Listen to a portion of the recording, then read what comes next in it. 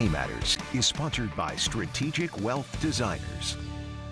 Well, the U.S. government and the European Union have made a breakthrough, they say, on a major trade dispute. The fight between Boeing and Airbus is being resolved. But what does that mean for you, your wallet, and perhaps your travel? Our Andrea Galote takes a look at some of those questions with our financial expert.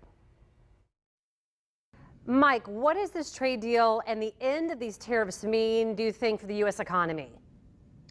Well, certainly, I think it's going to help. You're looking at a kind of an argument or a tariff situation, a fight between Europe and the United States with Boeing and Airbus, obviously the two largest airplane manufacturers in the world.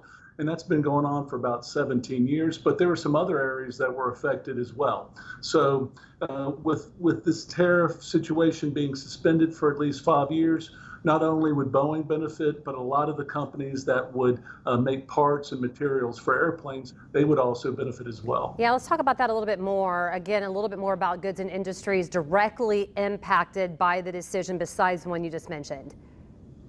Well, certainly, again, designing airplanes, manufacturing them, all these different areas that are related to that industry, they're going to be helped, but also buried in that tariff, that trade dispute between the two countries, where it was actually alcohol as well. I mean, you're talking about many white liquors made in the U.S. They had a 25% tariff on them, and then we were turning around and raising prices on alcohol-made liquor and liqueurs, as well as some wines coming from Europe. So there are a lot of different industries that'll be helped by lowering this, and then it's going to bring us and Europe closer together, where we can work on unfair trade practices that China's been implementing for a long time. All right, so are there any financial moves then that people should make in light of this deal?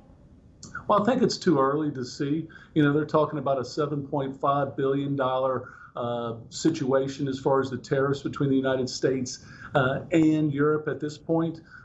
But there are other things that we're still fighting about with the Europeans, and that would be steel, aluminum manufacturing. And in that particular tariff situation, you have American whiskey that would also have a tariff on it. So let's see what the numbers look like, but certainly restaurants, lower inflation for the consumer as far as folks that consume alcohol, as well as better transportation relief for some companies that have been affected by COVID. All right, Mike, thank you so much for your insight. We'll see you next time.